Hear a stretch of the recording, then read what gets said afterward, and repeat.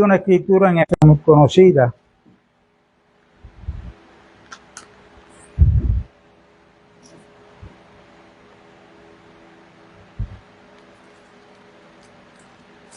Efesios 5.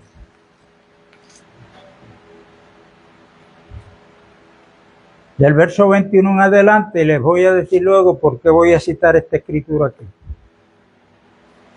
Someteos unos a otros en el temor de Dios.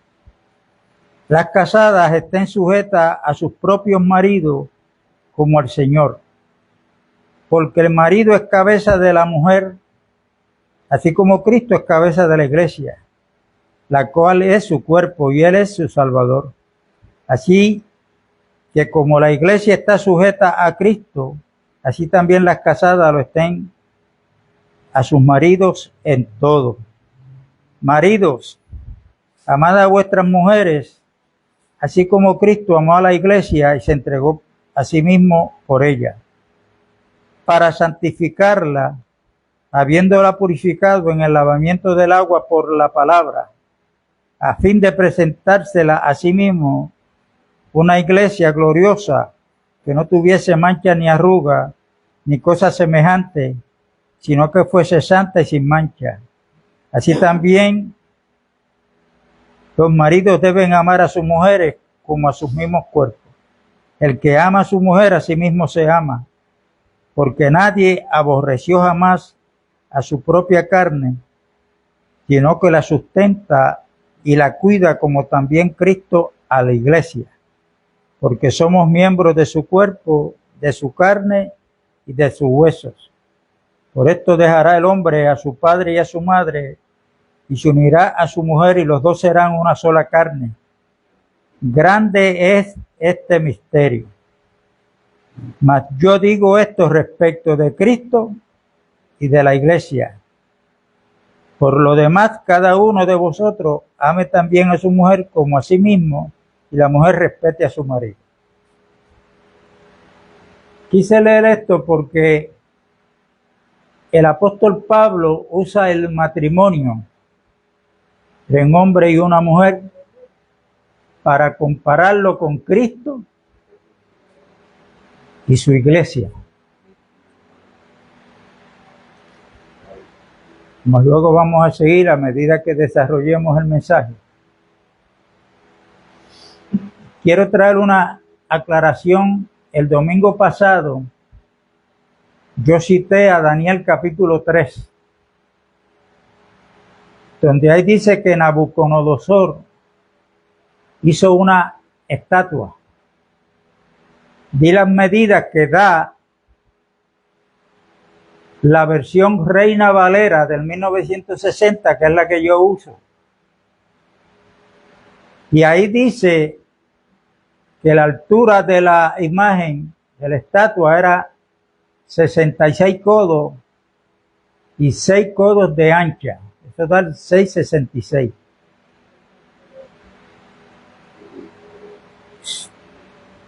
Si usted lee otra versión que no sea la Reina Valera o la de Scofield, usted va a ver que no todas coinciden con la medida. ¿Ok? Dependiendo la versión que usted tenga y lea, pues le va a dar diferentes medidas. Ahora, repito, como yo tengo la Reina Valera del 1960, pues la medida que deje esa, pero aunque otras versiones den otra medida, yo viendo la escritura, la medida no tiene la importancia que tiene para que Nabucodonosor hizo la estatua. Y la estatua él la hizo para que al sonido de muchos instrumentos musicales, en ese momento que escucharan los sonidos de los instrumentos musicales, tenían por orden del rey que adorar a la estatua. Esa es la importancia máxima de esa escritura. ¿Por qué? Porque en Apocalipsis, cuando usted lee el capítulo 13, pues ahí se le va a hacer una imagen.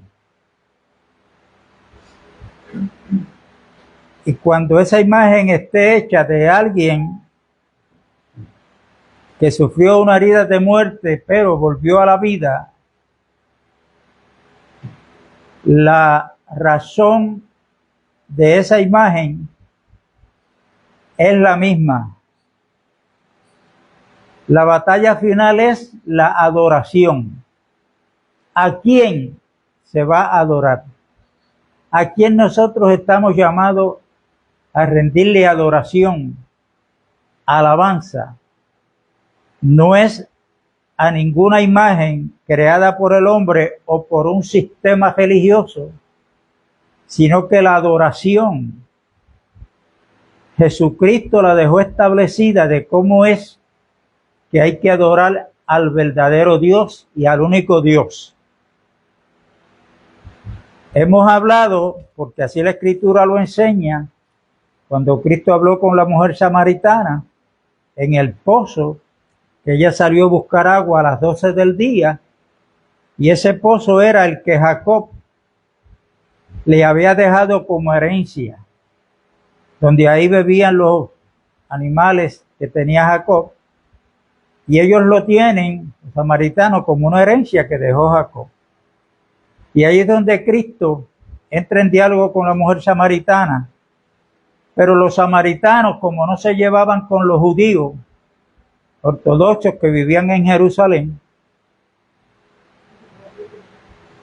había esa enemistad.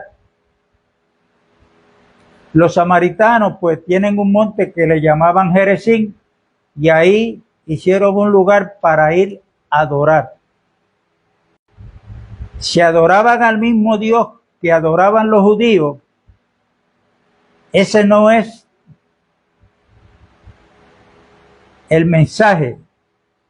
El mensaje es que ellos tenían ese sitio, en ese monte para ir a adorar, pero los judíos, e inclusive por orden de Dios, el lugar de adorar era en Jerusalén, donde está el templo físico. ¿Ok?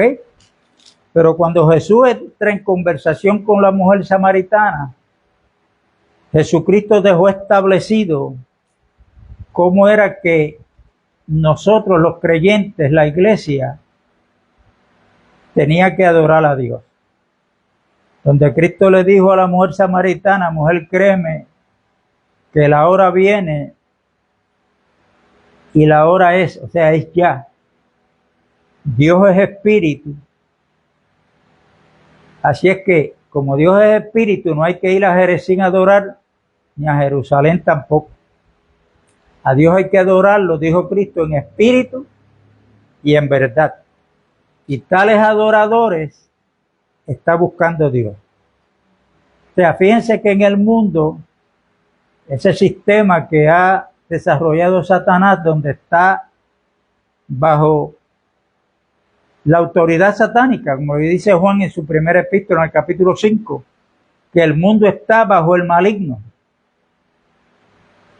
Y ese mundo que está bajo el maligno, hay que tener cuidado, hablamos en la reunión pasada, porque Juan 3:16 dice: porque de tal manera amó Dios al mundo. Cuando Juan habla en Juan 3:16, que menciona la palabra mundo, se está refiriendo a los seres humanos. Pero cuando Juan mismo y Santiago dicen que no amemos al mundo, ni lo imitemos, ni las cosas que están en el mundo, ese mundo ya no son los seres humanos, sino que es un sistema que Satanás comenzó a desarrollar con Caín. Y ese sistema está a nivel mundial, que es un sistema donde se ha desarrollado, va a llegar a su máxima expresión, pero fuera de la voluntad de Dios. Ese mundo que no debemos de imitar ni de amar, porque Santiago dice que el que ama al mundo se constituye en enemigo de Dios. Recuerden que el adversario de Dios es Satanás y ha logrado a nivel mundial desarrollar este sistema que está fuera de la voluntad de Dios. Y aquí tenemos que pedirle sabiduría a Dios, entendimiento a Dios, como nos dice Juan, que probemos los espíritus si son de Dios o no, porque estamos llegando a la meta final y el engaño irá en aumento. Cristo mismo dijo que si estos días no fueren acortados, casi nadie se iba a salvar. Por causa de los escogidos, entonces esos tiempos finales han de ser acortados. ¿Ok? Yo no sé si usted nota como que hoy las cosas están llegando más rápido que lo que esperábamos mucho antes. Ya está por ahí una oportunidad para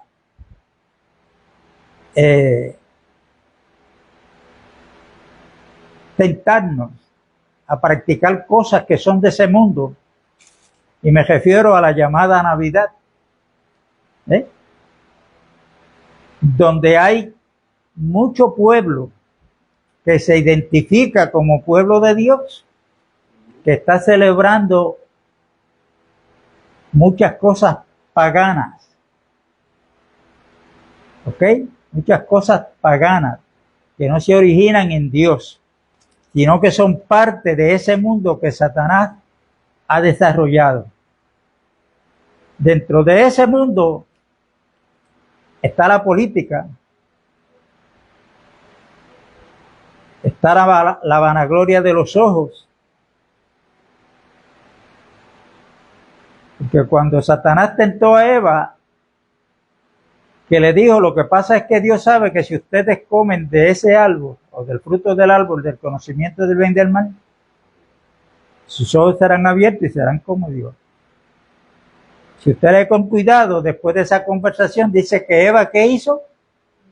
Miró.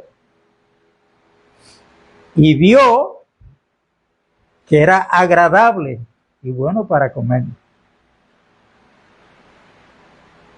Y nosotros tenemos que entender que en medio de todo este laberinto que se va a ir multiplicando, el remanente fiel tiene de parte de Dios un solo alimento para comer.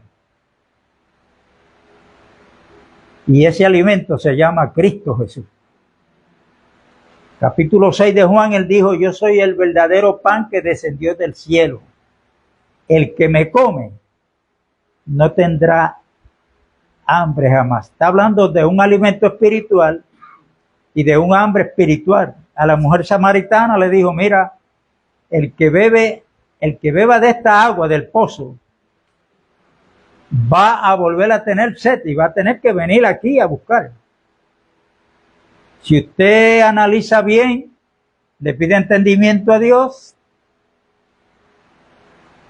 ese pozo tipifica en parte a la tradición de que Dios prohíbe, como le dijo a los escribas y fariseos, ustedes son unos hipócritas, han invalidado la palabra de Dios por vuestras tradiciones.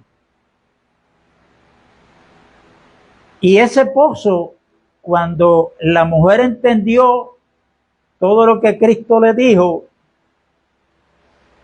¿qué hizo ella? Cuando él le dijo, ve y trae a tu marido, cuando ella le dijo, yo no tengo marido. Y Jesús le dijo, bien has contestado. porque 5 maridos has tenido y el que tiene ahora tampoco es tu marido. Hay comentaristas pues que hacen varios comentarios sobre esa escritura.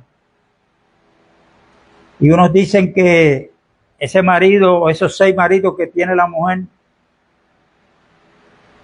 la cual ninguno de ellos ha sido el marido de ella, dice que algunos comentaristas que eran ídolos que esta mujer tenía. ¿Ok? Pero las cosas ocultas pertenecen a Dios, las reveladas a nosotros. Deuteronomio 29 y verso 29 está eso. Así es que si usted quiere, pues pídale en oración a Dios. ¿A qué se estaba refiriendo Cristo cuando dijo 5 maridos tenidos y el que tiene tampoco es tuyo? A esto se le puede añadir que recuerden que el nacimiento y ministerio y muerte de Cristo fue bajo el viejo pacto.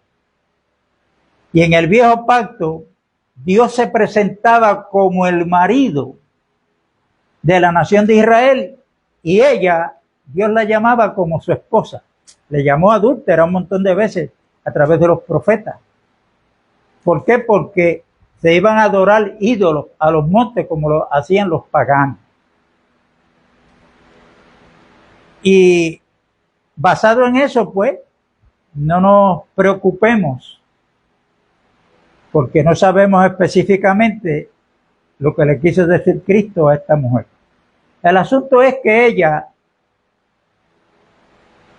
cuando se vio confrontada, y recuerden que esta mujer trataba de llevar a Cristo a la historia de ellos, pero Cristo siempre, igual que con Nicodemo, no le seguía el tema de la conversación, sino que el tema que tenía que prevalecer era el de Cristo y no de los religiosos. Y Cristo lo que quiere es que cuando alguien lo escuche, entienda que Cristo es la vida. Nosotros estábamos muertos en delitos y pecados y Dios nos dio vida juntamente con Cristo. Por gracia somos salvos. Somos salvos. Cuando usted lee al evangelista Juan, usted va a notar que Juan escribe muy diferente a Mateo, Marcos y Lucas. ¿Cómo es que empieza el evangelio de Juan? En el principio, o sea, este evangelista Juan, que fue apóstol, está presentándonos quién es Cristo. En el principio era el verbo. El verbo era con Dios y el verbo era Dios. Y por ahí sigue hablando. Por él fueron hechas todas las cosas. Y sin él, nada de lo que hay hecho fue hecho. Mire cómo sigue diciendo. En él estaba la vida. Y la vida era la luz de los hombres. Ahí está el escritor hablando en pasado. ¿De quién ha sido Cristo? ¿Quién es?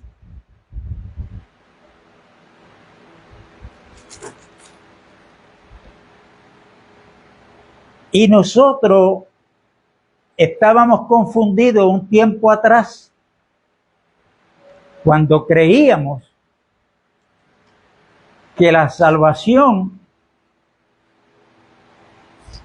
en nosotros es porque yo pertenecía a una religión y me convertí en otra religión. Y como nosotros estamos llegando a los días finales, tenemos que salir Si es que todavía en nuestros pensamientos hay alguna duda, alguna creencia que no viene de lo que es Cristo para nosotros. Y nosotros tenemos que tener cuidado porque Babilonia, Babel, que significa confusión, la podemos leer en Génesis capítulo 10 y 11. Y eso fue muchísimos años atrás. Pero todo eso, ese espíritu, se ha seguido extendiendo por todos los tiempos. Y ese espíritu está obrando en la mente y lamentablemente de muchos cristianos. Cuando el pueblo de Israel lo llevaron cautivo a Babilonia en los tiempos de Daniel,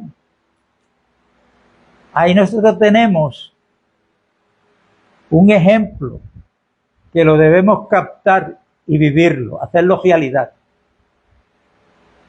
Cuando el rey Nabucodonosor dio la orden de que trajeran a unos jóvenes hebreos que ellos entendieran que eran jóvenes de buen parecer y los pusieron a estudiar el idioma,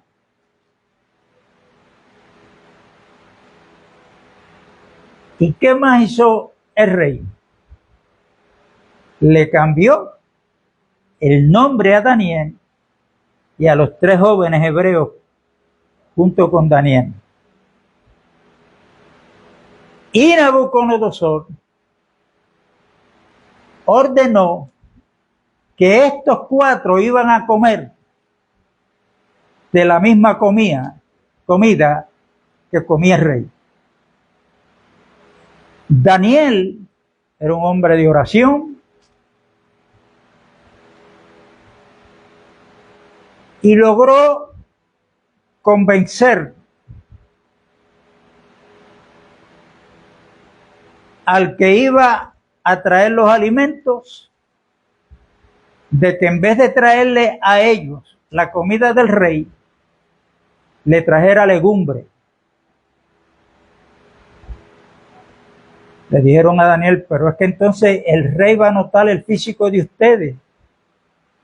Y Daniel le dijo, danos 10 días y haz lo que yo te digo.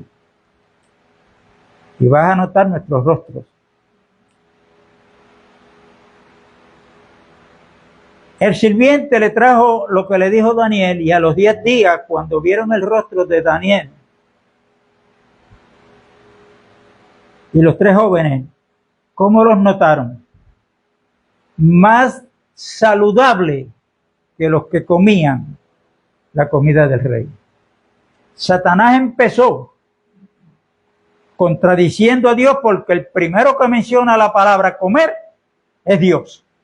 Cuando puso al hombre en el huerto del Edén, le dijo, de todo árbol que da fruto en el huerto pueden comer, menos del fruto del árbol de la ciencia, del conocimiento del bien y del mal.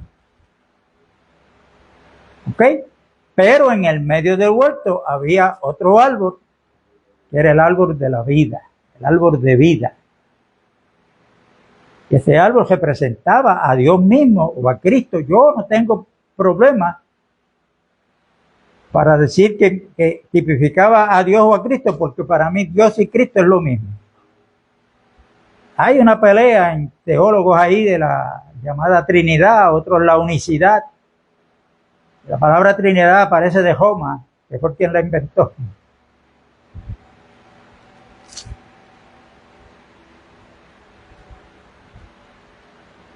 Y nosotros tenemos que desde el punto de vista espiritual, recuerden, no se les olvide que la iglesia, nosotros los creyentes, estamos no en el pacto de la letra, no en el pacto de la ley, sino en el pacto del Espíritu. El nuevo pacto es el pacto del Espíritu. Si usted lee 2 Corintios capítulo 3, va a ver lo que yo le estoy diciendo, está ahí. El apóstol Pablo dijo que ellos eran ministros competentes del nuevo pacto, no de la letra, porque la letra mata, pero el Espíritu vivifica. ¿Ok? Y cuando nosotros entendemos esto, de que nuestro alimento espiritual es Jesucristo, vamos a vivir una vida cristiana normal.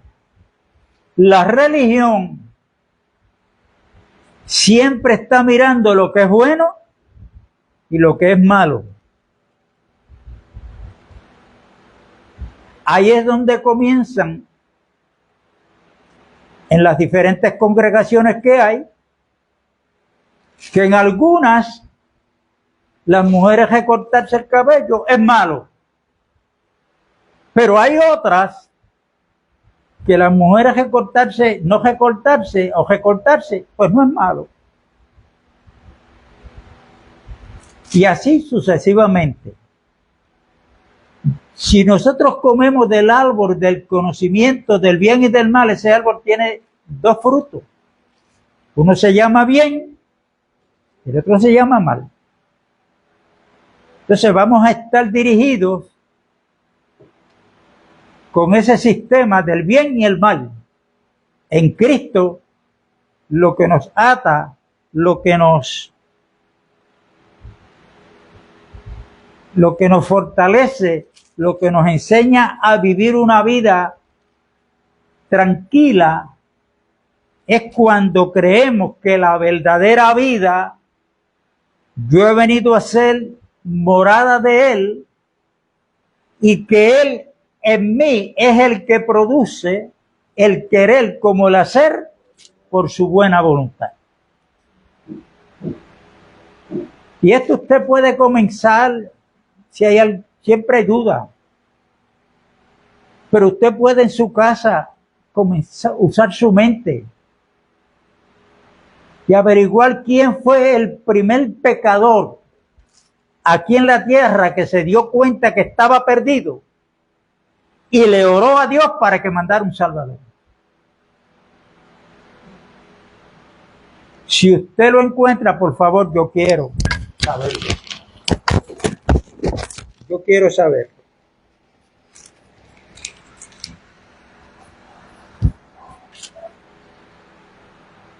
Entonces, ¿quién es el que inicia para recuperar al hombre? ¿Fue el hombre que buscó a Dios o fue Dios que nos vino a buscar en la persona de Cristo? Hay muchos que están de acuerdo que fue Dios, pero entonces hay un proceso después de la salvación, de la justificación, que es el tema de la santificación. Yo, para mí, el que me salvó por su voluntad es el que me va llevando a la santificación.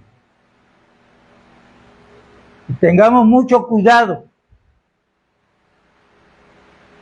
porque si usted lee el libro de los Hechos, cuando la iglesia comienza, la verdadera iglesia, en el día de Pentecostés en adelante, ¿quién era el que dirigía a la iglesia?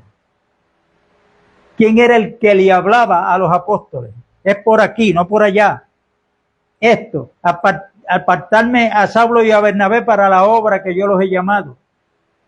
Era el Espíritu Santo, porque Cristo lo dijo, que el Espíritu Santo nos iba a guiar a toda verdad y a toda justicia. Cristo dijo del Espíritu Santo, Él me glorificará, porque tomará de lo mío y se lo hará saber. Pero la religión, poco a poco, ha olvidado al Espíritu Santo y ahora es la mentalidad humana la que está funcionando en el sistema religioso. ¿Por qué yo quise leer en Efesios la relación del hombre con su esposa, la esposa con el hombre? porque ahí Pablo habla de lo que es Cristo y la iglesia en Cristo.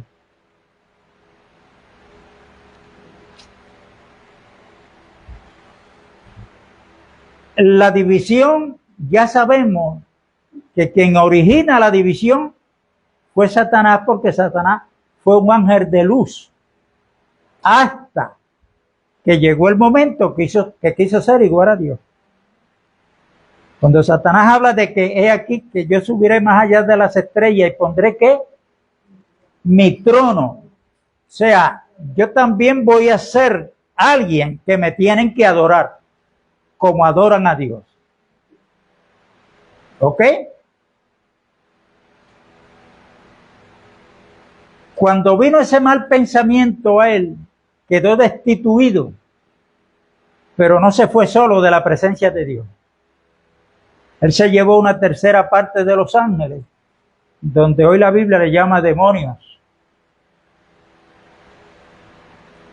O sea, que el autor de la división se llama Satanás. Dividió los ángeles que le servían a Dios, pero cuando Dios pone la primer pareja en el huerto del Edén, ¿qué logró? Dividir, separar a esa primer pareja de su creador. De su creador. Ahora ya Dios había dicho una palabra relacionada con el hombre y la mujer. Dios creó al hombre y a la mujer con un propósito. Eso está en Génesis capítulo 1, donde él le dijo: henchid y multiplicaos, llenad la tierra, sojuzgarla. O sea, tomen dominio de todo. Pero la multiplicación, ¿por qué? Cuando usted lee con cuidado la Biblia, usted va a ver que con el tiempo Dios quería manifestarse al ser creado llamado el hombre, y ahí incluye a la mujer, que no lo tengamos únicamente por Elohim, o sea, el creador de todas las cosas, el poderoso, sino que lo consideráramos como nuestro Padre espiritual. Por eso Cristo ordenó en sus predicaciones, en cierto momento, dice: a nadie llames Padre en la tierra, porque Padre solamente hay uno, ese es Dios.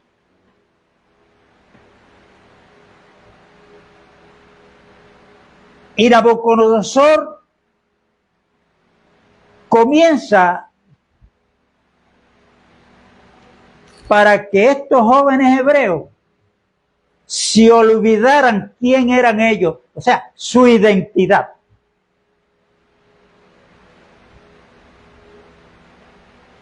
Su identidad. Entonces ahí le puso unos nombres paganos a los cuatro. Pero en medio de todo eso, vemos en estos cuatro que hay lo que la Biblia nos pide a nosotros: la fidelidad. La fidelidad. Ellos se mantuvieron firmes y por más que trataron, no le pudieron quitar su identidad, que se olvidaran quiénes eran, de dónde venían, que se olvidaran de su idioma, porque el rey los mandó a estudiar para que aprendieran el idioma que hablaban ellos en Babilonia. Pero por la fidelidad de estos, vemos la presencia de Dios en ellos en toda tentación y salieron victoriosos. Nosotros tenemos que entender, que fue lo que dijo Pablo, y yo cito mucho en 2 Corintios 11:3, me temo que como la serpiente con su astucia engañó a Eva, vuestros sentidos se han extraviado de la fidelidad a Cristo. Y la identidad que Dios nos ha dado, muchos, pero muchos a nivel mundial la han perdido. Esa identidad que Dios nos ha dado fue la primera que le dio a su Hijo, cuando leemos en Hebreos capítulo 1. ¿A cuál de los ángeles dijo Dios jamás, mi hijo eres tú? Usted sabe que hay hijos, aquí hablando de lo terrenal, que se sienten orgullosos cuando en un momento dado tienen que decir, mira, este es mi padre, mi papá. Hay otros hijos que se encuentran abochornados de sus padres. La identidad que Dios nos ha dado es que según Él llamó a Cristo su Hijo, en el Evangelio de Juan capítulo 1, versos 11 y 12 dice, a los suyos vino y los suyos no le recibieron. A los que le recibieron, a los que creen en su nombre, Dios le ha dado la potestad de ser llamados hijos de Dios. Esa es nuestra identidad. Si hemos nacido de nuevo. Satanás comenzó a perseguir la iglesia para sacarla de la vista de todo el mundo, pero él aprendió la lección que cuando mataba a un creyente, 10 se convertían. Entonces él aprendió la lección y dijo y pensó que desde afuera le estaba llevando ventaja, yo voy a tratar de meterme dentro. Eso lo logró desde el año 313 después de Cristo, cuando el emperador romano llamado Constantino prohibió la persecución que tenía el imperio romano contra los creyentes, los que invocaban el nombre de Cristo, pero usando a Constantino, Satanás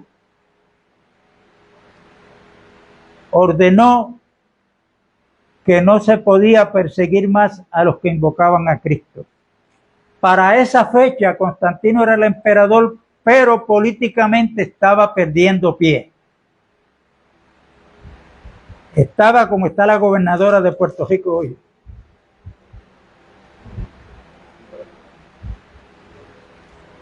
Entonces, ahí es donde Satanás lo usa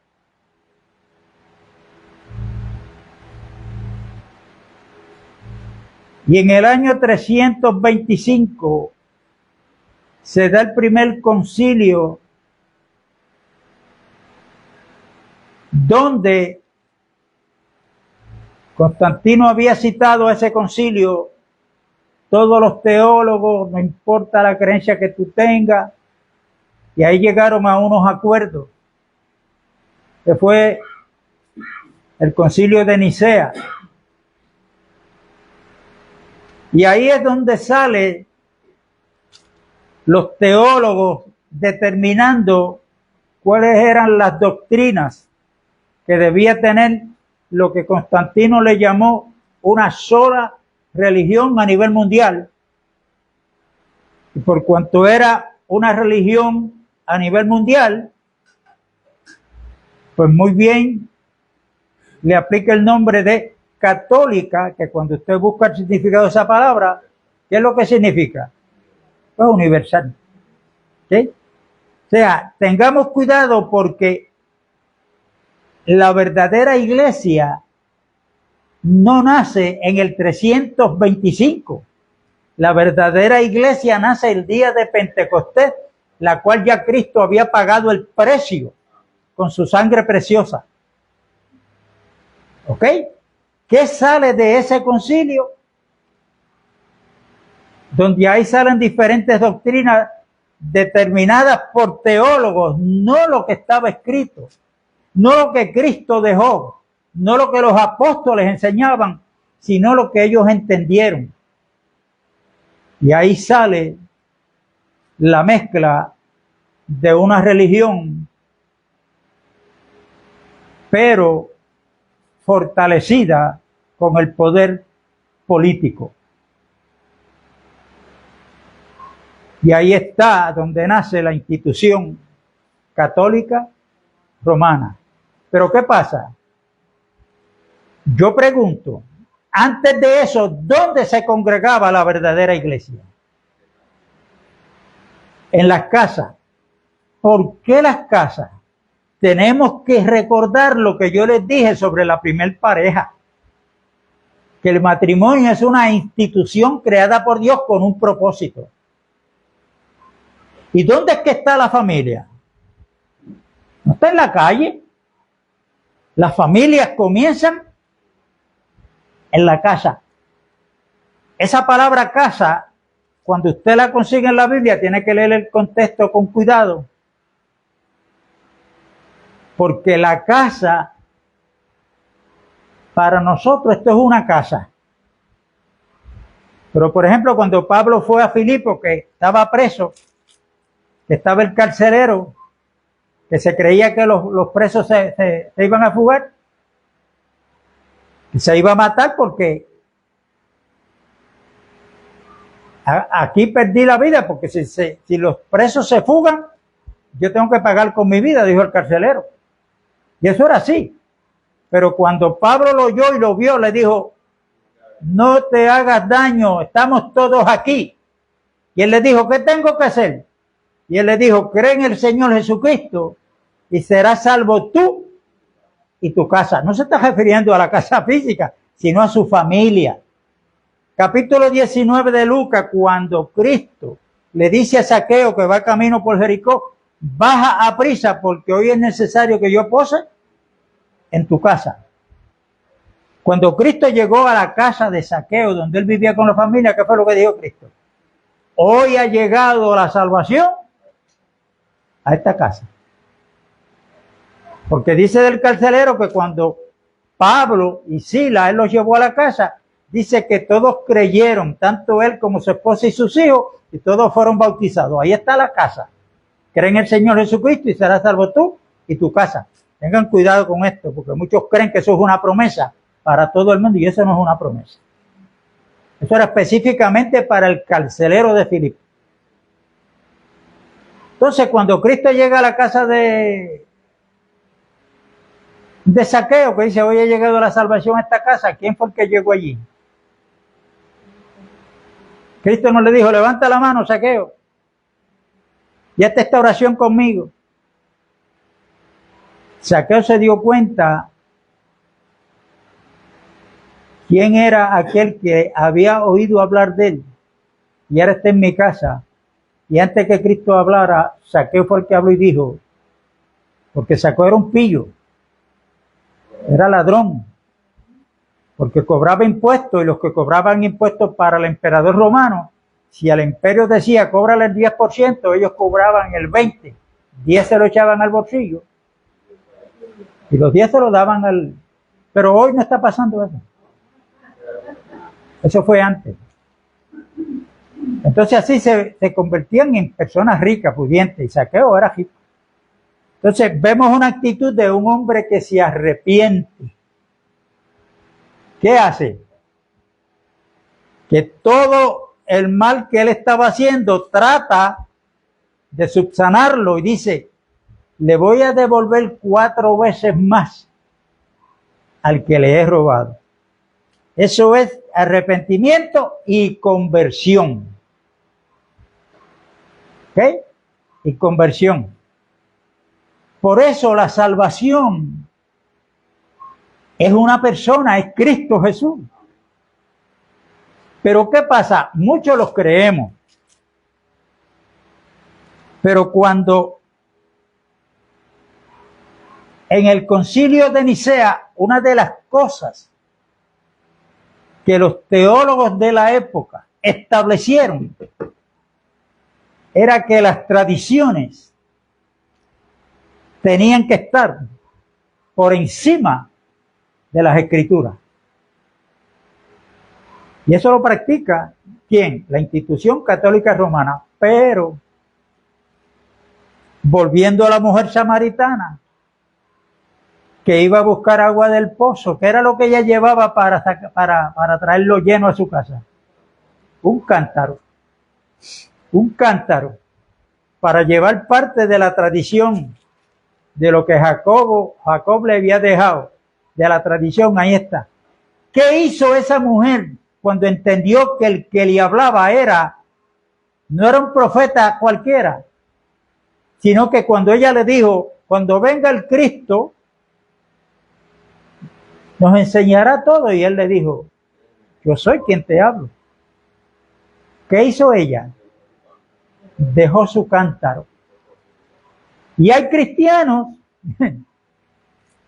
que creen en lo que Cristo dice, pero siguen buscando agua de las tradiciones y no han abandonado el cántaro. Y el cántaro es su mente, su corazón. Nosotros no podemos vivir por medio de tradiciones porque eso invalida la palabra de Dios. Y ahí hubieron unos arreglos en ese concilio de Nicea, donde Cristo no nació el 25 de diciembre. Pero ¿qué era lo que celebraba Roma en esa fecha? Ellos decían el solsticio, que era ese día había nacido el sol. Y por eso es que ellos adoraban al sol.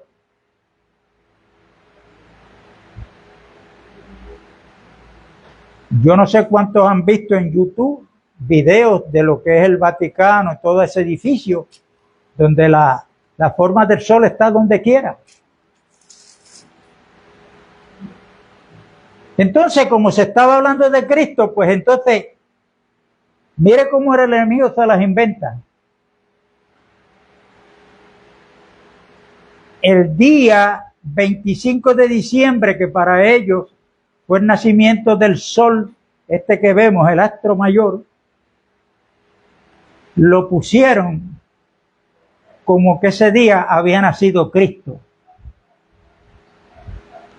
Por eso, el que celebra el 25 de diciembre como el nacimiento de Cristo está bajo una doctrina pagana.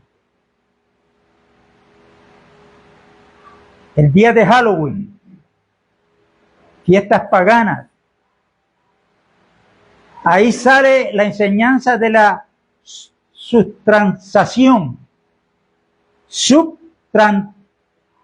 La palabra un poco difícil. Subtransación. ¿Qué es eso? Se le enseñó que el cura iba a tener poder en un momento de la misa, cuando alzara la hostia. Cristo iba a venir literalmente y se iba a convertir en ese pedacito de pan en el cuerpo y la sangre. Un sinnúmero de doctrinas que hoy todavía la siguen enseñando, pero aquí tenemos que ver algo, que cuando eso se da en el concilio de Nicea, los apóstoles habían muerto. Los creyentes que habían no se dieron cuenta que todo eso era una trampa del diablo y cayeron en esa trampa. Y por eso es que en Apocalipsis usted se encuentra a una iglesia que se le escribe llamada Pérgamo, que significa casamiento. La iglesia se casó con el mundo y el mundo se unió a la iglesia. Entonces ahora la iglesia comienza ahí, porque Constantino le dijo, no, ustedes pueden tener sus reuniones. No, yo no le voy a negar eso, pero ya está mezclada con la política. El poder político es necesario y ahí van a tener la ayuda a ustedes. Cayeron en la trampa, pero no se puede hablar de ello. Eso es seguido y eso está en el día de hoy dentro del llamado pueblo cristiano. La iglesia, como nos dice el libro de los Hechos, se congregaba en las casas porque ahí es que está la familia de Dios. ¿Qué logró Satanás? Sacar a la iglesia de las casas, y entonces, usando a Constantino, aparecen las construcciones de los llamados templos. Ahora no son ustedes los templos donde Dios mora. No, ahora es este edificio. ¿Ok? Y ahí sigue la construcción de los templos, y ahí es donde comienza luego la reforma con Martín Lutero y muchos reformadores, donde aparece una visión distorsionada y aparece la iglesia luterana. Porque Martín Lutero fue el que inició la reforma. Y por ahí, si usted sigue leyendo y busca en la historia, comenzó el pueblo de Dios a dividirse cuando la iglesia se instituyó, se prostituyó y comenzaron las divisiones por doctrinas. Unos creían una cosa, otros otra, y ahí se comenzaron a dividir. Hasta el día de hoy, Satanás ha logrado dividir al pueblo de Dios. Nosotros estamos viviendo una época donde en el libro de los Hechos, capítulo 3 y verso 21, el apóstol Pedro dijo, porque todos los cristianos creemos que Cristo vuelve. Pero Pedro dice ahí que es necesario que los cielos retengan a Cristo hasta la restauración de todas las cosas. ¿Qué significa la palabra restauración? Volver a poner algo en su estado original. Y al estado original de lo que es la iglesia, que es el cuerpo de Cristo, donde Cristo es la cabeza, la va a componer un remanente fiel. Por eso cuando usted lee capítulo 18 de Apocalipsis, Dios dice a su pueblo, sal de en medio de ella, pueblo mío, porque si no vas a sufrir lo mismo que ella va a sufrir, castigo de parte de Dios. Entonces hay muchos que como ya no son católicos, pero entonces, ¿con quién se está identificando? Con el nombre de una denominación. Con el nombre de una denominación. Yo he escuchado ya dos comentaristas diferentes, donde uno dice que aproximadamente hay 38,000 sectas religiosas a nivel mundial. Hay otro que dice que hay 41,000 sectas religiosas a nivel mundial. Y una de las teorías de las falsas enseñanzas es: hay que tener tolerancia porque al final todos vamos para el mismo lugar. Y hay muchas cosas que parecen buenas. Entonces, cuando yo leí Efesios 5, repito, es porque la única institución creada por Dios que tipifica lo que es Cristo y la iglesia es el matrimonio. ¿Y dónde es que está un matrimonio?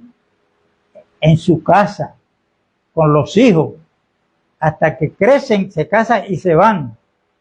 La familia es algo que pertenece a Dios y Él quiere recuperarla porque Satanás logró coger la primer familia y separarla de su creador. Pero no crean que Satanás le ganó a Dios. No, ya Dios tenía su cordero preparado, murió para volver a traer al hombre, que es creación de Dios. Creó Dios al hombre con un propósito. Dios quiere una familia. La Biblia nos llama que somos hijos de Dios, que somos la casa de Dios. que somos la familia de Dios, somos el edificio de Dios, somos labranza de Dios.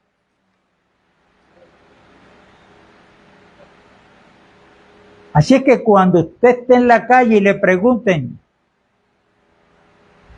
¿a qué iglesia tú estás yendo? Usted dígale, a ninguna. Yo, pero tú no eres cristiano. Entonces tú le dices, lo que pasa es que yo no puedo ir a lo que yo soy. Yo soy parte de la iglesia. Somos el cuerpo de Cristo, un cuerpo orgánico porque tiene vida y esa vida es Cristo Jesús. Mi esposa y yo fuimos ayer a visitar a la esposa de William, a María. Y hay que ver un árbol de guanábana. Cada vez que yo voy allá en mi reserva, siempre tiene guanábana, y muchas. ¿Qué mandamiento, qué instrucciones está recibiendo ese árbol para que dé fruto? Los da espontáneamente porque ese árbol responde a la vida vegetal. Nosotros estamos para llevar fruto, no para producir fruto. No trate de producir porque no va a poder. Jesucristo lo dijo, fuera de mí nada podéis hacer. El fruto que se manifiesta a través de nosotros es de la vida que está en nosotros, que es Cristo Jesús. Que es Cristo Jesús. Por eso nosotros tenemos que aprender a vivir una vida en reposo. En el reposo que Dios nos ha dado, que ni es domingo, ni es sábado, ni es ningún otro día de la semana. Ese reposo es Cristo y su obra. Que tenemos que conocerla.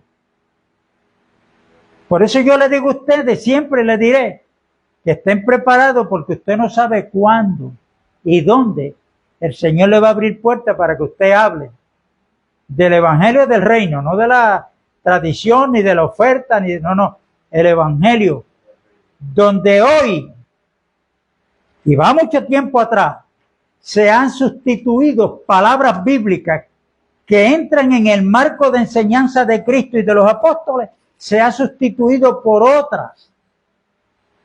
El llamado de Dios para el hombre es, que yo lo he dicho y lo tendré que estar repitiendo, comenzó con Juan el Bautista, cuando Juan practicaba el bautismo ¿de qué? Del arrepentimiento. Y cuando fueron la fila para ser bautizados por Juan, Juan le habló fuerte. Le dijo, hipócrita, ¿quién los ha enseñado a ustedes a huir de la ira venidera? Y le preguntaron a Juan, ¿qué tenemos que hacer? Y allí Juan le dijo, bueno, después sigue Cristo predicando. ¿Cómo Cristo comenzó a predicar? ¿Qué fue lo que dijo Cristo? Arrepentido porque el reino de los cielos ha llegado. Arrepentido. Primer mensaje de Pedro, capítulo 2 del libro de los Hechos. Cuando le dijeron, varones, ¿qué tenemos que hacer? ¿Qué le dijo Pedro? Levante la mano derecha y repitan esta oración que yo voy a hacer. No, le dijo, arrepiéntanse, bautícense cada uno en el nombre de Jesús para perdón de pecado y recibiréis el don del Espíritu Santo. Porque para vosotros es la promesa y para los que están lejos.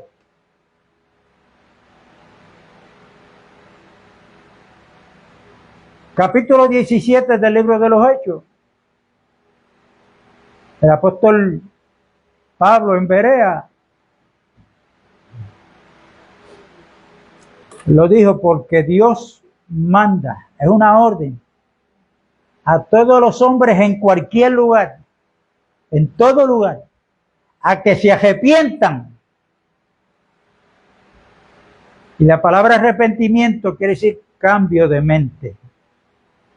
Cambio de mente. El estar en el Señor no depende de lo que me enseñó papi y mami. Yo tengo que dejar ese cántaro. Lo tengo que dejar atrás. Porque yo iba a misa todos los domingos, pero seguía siendo el mismo durante la semana.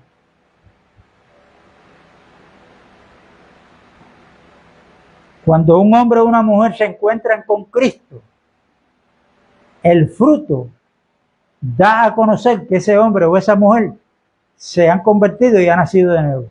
Porque ya el fruto que da no es del árbol de la ciencia del bien y del mal, sino que el fruto que está dando es el fruto de justicia. Se ha enamorado de Cristo. Habla de Cristo. Y anhela seguir creciendo en el conocimiento de la voluntad de Dios. Y cada día nos vamos renovando en el espíritu de nuestra mente. Por eso es que tenemos que tener cuidado, porque hay muchos a nivel mundial, hablando en términos generales, que en la reunión del domingo, eso es la gloria, están en la gloria, pero cuando salen de esa reunión y llegan a su casa, ahí está el infierno. La gloria la dejamos allá en el templo, como le llaman. ¿Ok? Se ha sustituido el vocabulario donde el templo somos nosotros. No, ahora es un edificio. La casa de Dios somos nosotros, Hebreos 3. No, voy para la casa de Dios.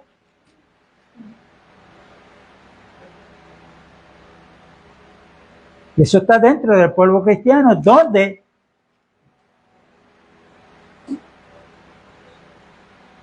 tuvo su comienzo en el año 313 después de Cristo. Ahí comenzó la historia que estamos viviendo hoy. Por eso usted y yo tenemos que entender que a donde quiera que vamos, recuerden que estamos para ser lumbreras en medio de esta generación maligna y perversa.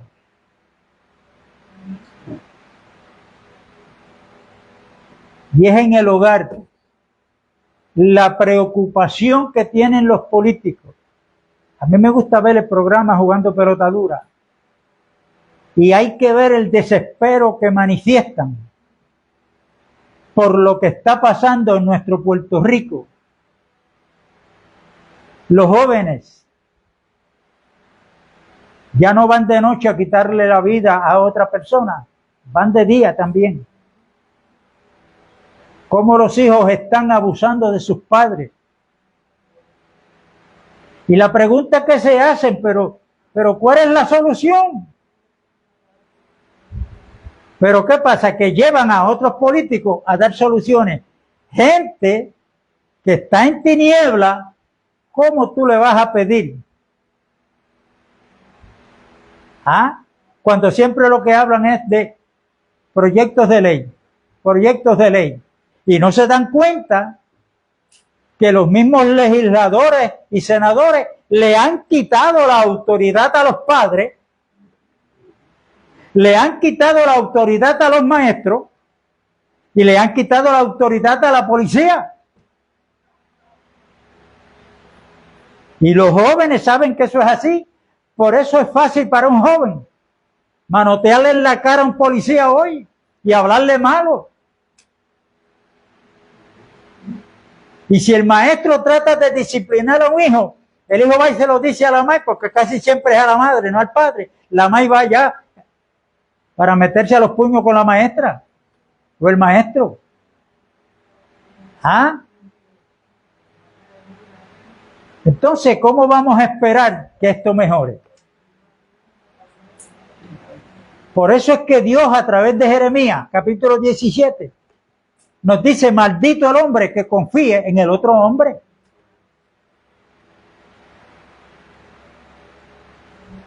Nuestra confianza tiene que estar puesta en Dios.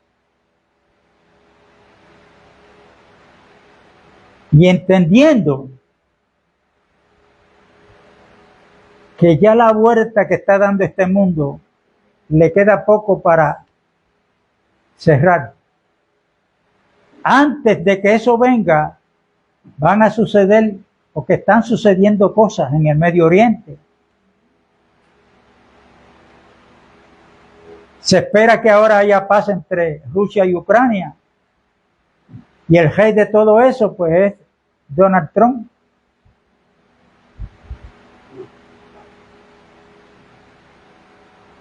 ¿Y qué es lo que hace un pastor que Dios me mandó a levantar obras?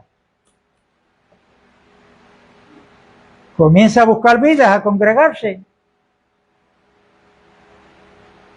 Dios me mandó a que le levantara obra, pues hay que hacerle un templo, una casa a Dios. Muchas casas tiene Dios. Pero cuando tienen eso, ¿qué es lo que hacen? Van al Departamento de Estado para inscribir esa obra que él le está llamando casa de Dios o la iglesia. ¿Por qué? Porque tiene que asegurarse que el Estado no se vire en contra de ella. Ese fue el ejemplo que dio Cristo, los apóstoles. La mayor parte de estos imperios que tienen pastores y pastoras es porque se refugian en la ayuda que le puede dar el Estado.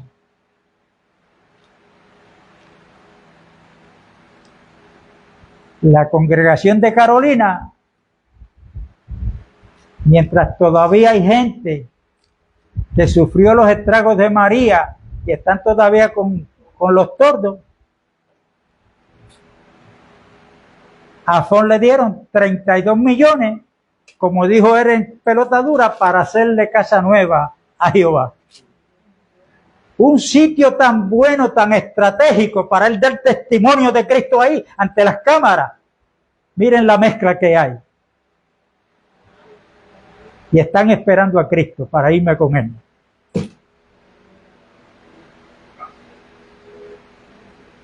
Y esto hay que estarlo diciendo, hermano. Muchas cosas yo estoy repitiendo y lo sé. Es que hay que repetirlas. Repetirlas a ver si aquellos que escuchan, pastores o hermanos, que se pongan a orar y a escudriñar la Biblia.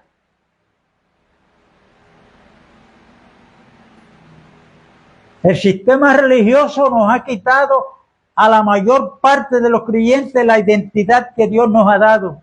Yo no tengo que ser católico, ni pentecostal, ni adventista, ni testigo de Jehová, nada de eso. Yo soy un hijo de Dios, porque he nacido de nuevo. Ese nacimiento no fue por medio de carne y sangre, sino fue por la voluntad de Dios. Como dice Pedro en su primera epístola, capítulo 1, verso 23, que hemos sido renacidos por la palabra de Dios, la palabra incorruptible de Dios. Tengamos cuidado con ese vocabulario. Que a veces cuando mencionamos la palabra nos creemos que es lo que está escrito aquí. Estas son las escrituras. La palabra de Dios es Cristo Jesús. Amén. Esa palabra que se hizo carne, ese verbo que se hizo carne. Cuando vamos a estudiar son las escrituras que nos hablan de la palabra de Dios, que es Cristo Jesús, que se hizo carne. Amén. Dios les bendiga. La paz de Dios es con todos. Y los que se están conectando, los que se van a conectar, un abrazo a la distancia. Y el próximo domingo a la misma hora y en el mismo lugar.